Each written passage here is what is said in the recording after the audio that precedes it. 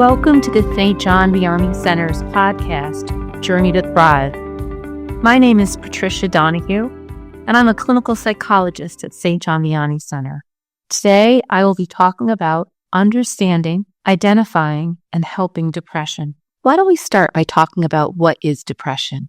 It is interesting that when we look across time, cultures, geography, and throughout history, there are two mental health disorders which are identifiable throughout.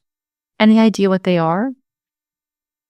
Yes, the topic of today's talk, depression, and also schizophrenia, period. We have much documentation of people throughout time not being in touch with reality as other people are and not being able to function in their society. And we also have good record of people who become so sad and despondent that they aren't able to take care of themselves and other people become very worried about them. When talking about depression, it's good to understand the difference between depression and feeling depressed. Depression is not just having a bad day or feeling sad. Feeling sad is part of the human condition. Sadness, grief, lack of motivation, feeling at times unloved or abandoned, having a heaviness, being pessimistic. These are all normal reactions to the slings and arrows of life and misfortune. Everyone understands these feelings. No one is exempt. That would even include Jesus. But this is different from what psychology and psychiatry call a major depressive episode. A major depressive episode, according to the DSM, is having a certain amount of symptoms within at least a 2-week period that's a change from regular functioning. And it must include either depressed mood or a loss of interest and pleasure. Other symptoms would be being depressed most of the day, nearly every day, a diminished interest and pleasure in all or almost all activities, significant weight loss when not dieting, or significant weight gain when not trying to gain weight. This usually correlates with a decrease or increase in appetite. It's interesting to note here that there are differences in how people will express their depression based on the personality. Often people have one extreme or the other. Some people will eat to make themselves feel better. Other people, when they don't feel well, can't eat. Someone depressed might also have insomnia or hypersomnia, which is sleeping too much. Here again, we have two extremes. Often someone could have a mix of these, however, where it's hard for them to fall asleep or stay asleep. Then they're exhausted most of the day, and then they sleep at other times. In either case, the person often ends up feeling exhausted. A person can have fatigue and loss of energy, feelings of worthlessness, excessive or inappropriate guilt. They might become agitated and restless, or other people might slowly stop moving and move very little. People might have a diminished ability to think or concentrate and feel indecisive. Some people will have recurrent thoughts of death or dying. It's important to note that when people meet the criteria for a major depressive episode, that it is an episode. Surprisingly, we know that major depressive episodes generally will remit even on their own. However, there are several reasons why they should not be left untreated. Do you have any thoughts why? We treat a major depressive disorder for several reasons. One is that it can help the episode last a shorter amount of time. If we allow someone to remain in the episode, it can be harder to get back to the same baseline. Being in the major depressive episode longer than you need to also causes unnecessary suffering.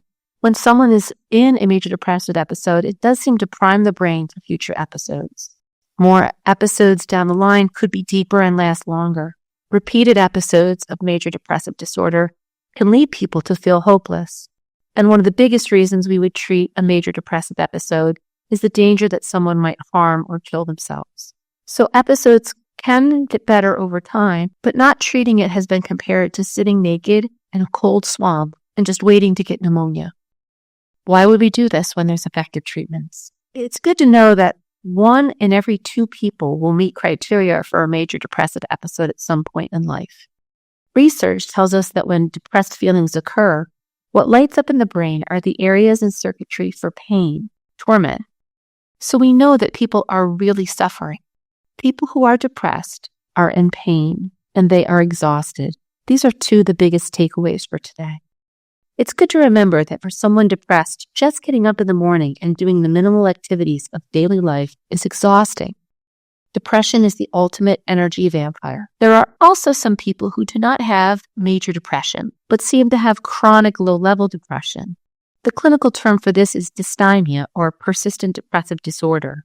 These are individuals who have a depressed mood for most of the day, for a majority of the days, often for at least a couple years. They also suffer with some of the other symptoms of major depressive episodes, such as poor appetite or overeating, insomnia or hypersomnia, low energy, low self-esteem, or concentration. We consider these people to have a depressed personality style. They tend to be quite negative about themselves, about other people, about the future. They may tend to always look at the glass as half empty. It has been described as being somewhat of an Eeyore type from the Winnie the Pooh character. So what causes depression? This is really the million-dollar question. It's not an easy answer. We do know that depression is generally caused by both things going on in our body and our mind. It seems also to be a mixture of nature and nurture. We know that there's a physical component to depression, and neurotransmitters are changed in the brain of someone who is depressed. But we also know that the thoughts and schemas of people who are depressed are maladaptive and negative. And these thoughts can trigger and intensify the depression process and makes it more likely to repeat itself. Another thing we know about what might cause depression is tied to being a woman. We know that being a woman is a risk factor. We also know from research that women are susceptible to reproductive periods of transition where they're more likely to feel depressed. Here are a few statistics. Boys and girls tend to have the same rate of depression until puberty. Then it doubles for girls. A woman has her greatest chance of having a major mental illness, whether she has had one before or not, in the 90 days postpartum. Rates of anxiety and depression increase notably for many women perimenopausally and during menopause. An overlooked area for women and sisters, but one that I have seen, are mood changes that are related to post-hysterectomy. We as women are more susceptible due to our hormones, so there are clear hormonal issues, likely tied to estrogen and progesterone, that need to be better understood. How might a major depressive episode show itself in religious life? One of the most obvious symptoms is withdrawal and isolating.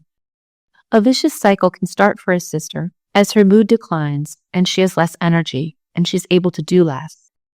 As her concentration declines, she forgets things and makes mistakes. Others may get irritated with her.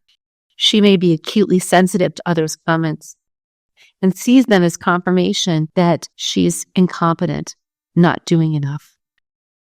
The sister may start to participate less and less with community. They may become frequently late, absent, or have reasons why they need to be alone in their room, like illness, headache, vaguely not feeling well.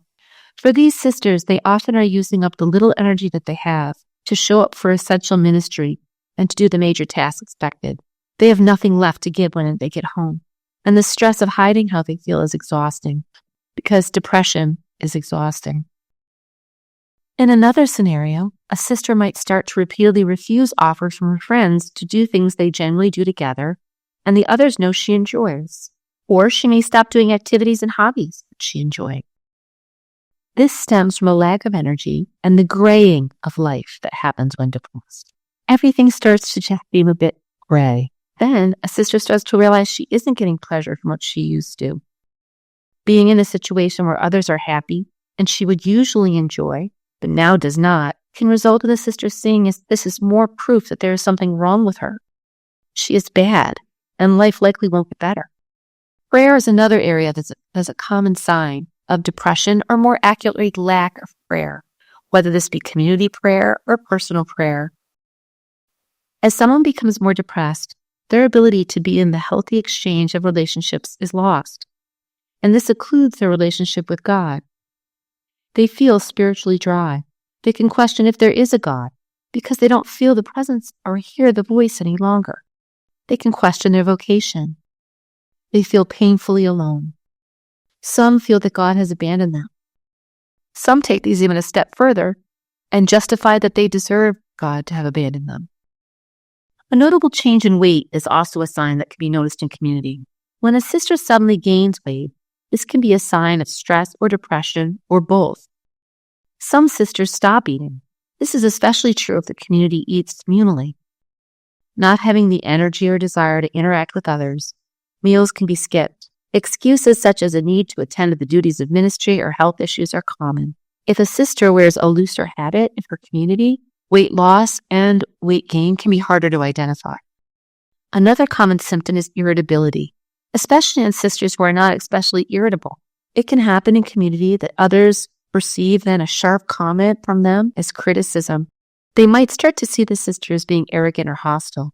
While there's times this might be true, it also might be a sign of depression. The sister might lack the energy to summon up usual social etiquette. For the sister who becomes irritable, this often generates shame, as later on she looks back on what she said or did. Irritability can create a vicious cycle in which the sister lashes out or says something negative, and other sisters or sisters start to avoid her. This creates isolation and rejection, which the depressed sister is expecting and waiting for, and now sees as proof that others don't like her and she's unwanted in community. Additionally, many sisters do not identify what they are experiencing as depression.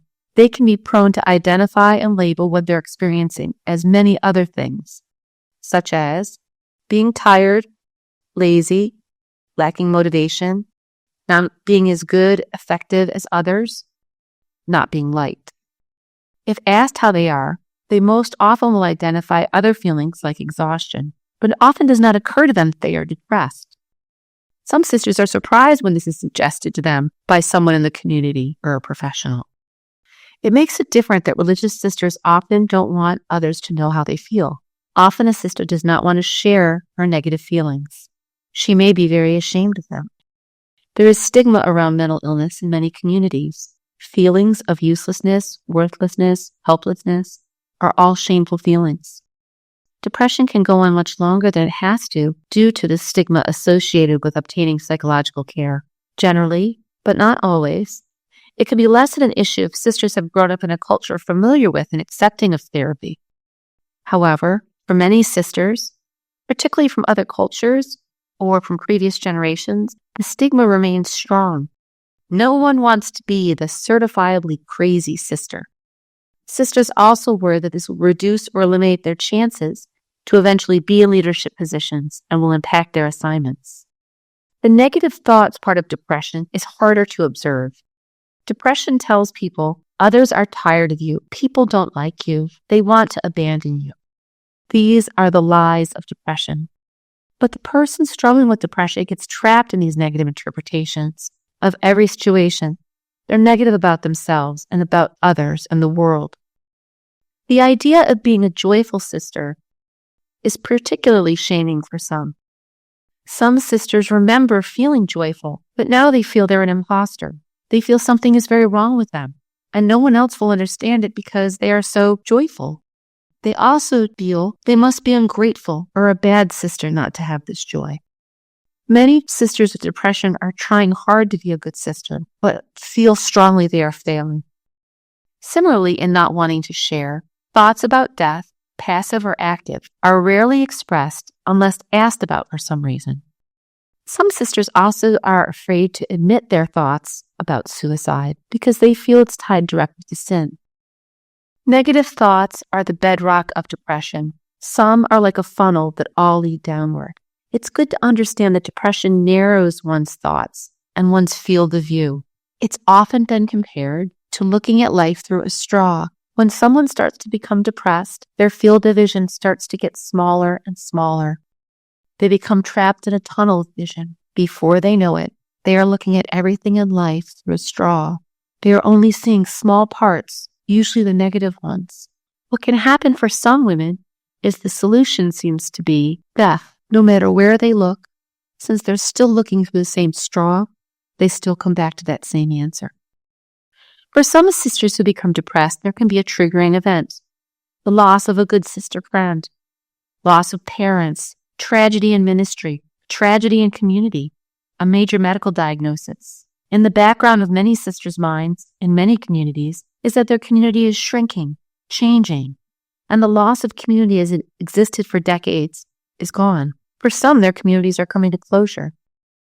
For many sisters, it can be a cumulative effect, a perfect storm. For example, a sister might start to have a health issue or a variety of health issues and is feeling some loss around this.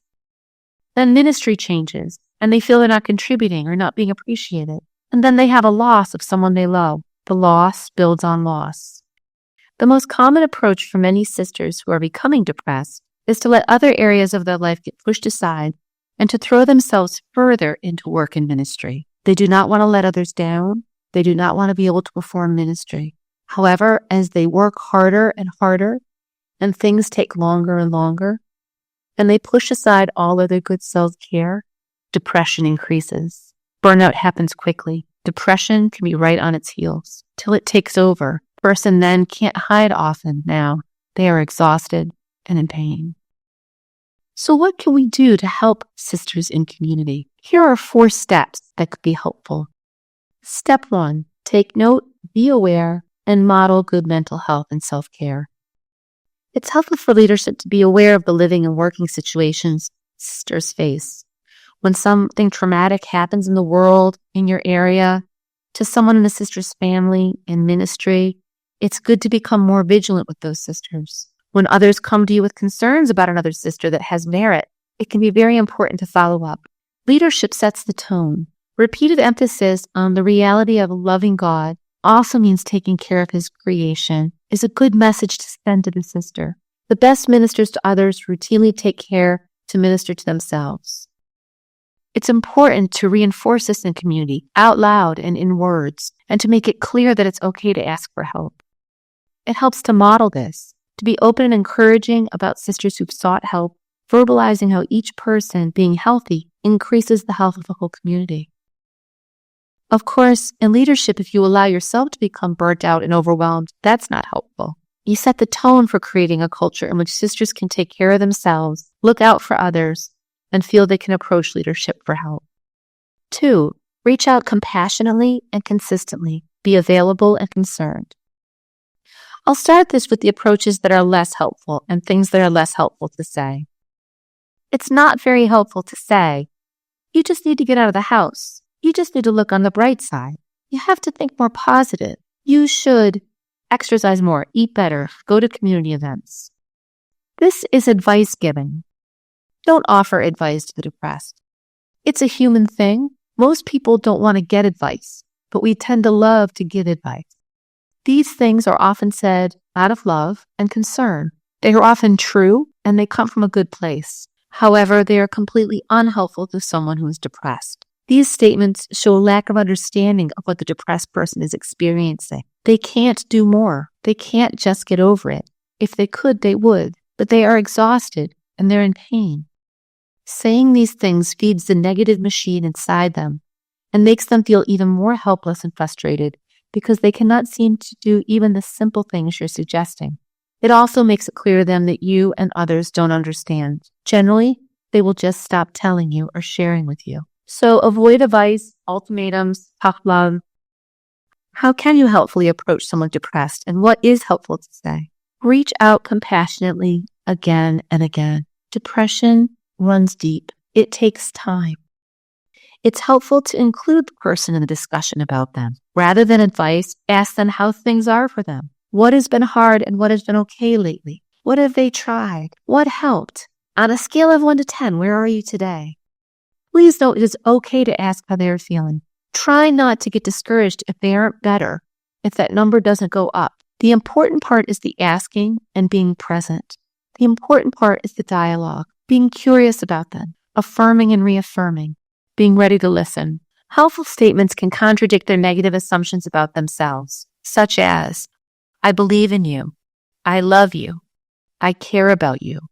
I know you've not been yourself. I am here to support you. I think you are strong. I think you can get through this. I will be here with you as you get through this. The important thing is to keep communicating. Follow up. Keep calling. Keep checking in. Send a text. Visit with them. Depressed people struggle to be consistent because they are struggling. They quickly forget the positive, the love coming their way. Reminding them you are there validates that someone does care. They fear they are a burden and you are angry and resentful of them. You are tired of them. You refute this by your presence and your interest. 3, assess the severity of the situation. Overall, suicidality is low in religious sisters. This has to do with a few factors that community allows for, such as living together makes it a little easier to identify that there is a problem. And many sisters have the belief that suicide is against God's plan for us. Being aware of and concerned about others' behaviors and its impact on others is also a common deterrent. Many sisters don't want to hurt the other sisters. For sisters that live alone, many of these protective factors are not there. It's important to ask someone if they want to hurt or kill themselves. There's two reasons why people often don't ask someone to press this question. People believe that maybe they will give someone the idea, or if they say they aren't sure what they should do. Research shows that asking directly about suicidality decreases the chance of suicide. It takes it from the unspeakable to the speakable. As for anxiety or uncomfortable feelings about what to do next, this can be addressed by leadership by having a clear path of options that can be followed to get the sister the support she needs to stay safe based on the level of depression and lethality. There are two types of suicidal thoughts, passive and active. Suicidal thoughts can be passive, which is the most common in religious. This is the desire just to not wake up in the morning or to randomly get hit by a car or suddenly die of an illness. Basically, they desire to be gone, but in a way that they would not be responsible for. Suicidality can also be more proactive. In an active plan, the person themselves would be the agent that's doing it. This includes things such as overdosing on medication, hanging oneself, driving into traffic. A professional assessing this type of suicidality will look at if there's a doable plan, if the person has been preparing for it mentally or physically, and how strong their intent is to carry it out. Which brings to number 4, when to seek professional help. If the sister is not responding to support and increased support and structure, and she has been depressed for several weeks without improvement, it's probably time to seek professional help. If a sister expresses any self-harm or suicidal thoughts, whether passive or active, it's time to seek professional help. If a sister is struggling to engage in her ministry or community, it might be good to have a professional assessment. If a sister does not want to share her thoughts or feelings or will not share them with leadership, it's probably time to seek some professional help. If a sister does say that they feel suicidal, it's good to continue your supported messages of, I love you, I support you, I am here for you, but I cannot let you hurt yourself.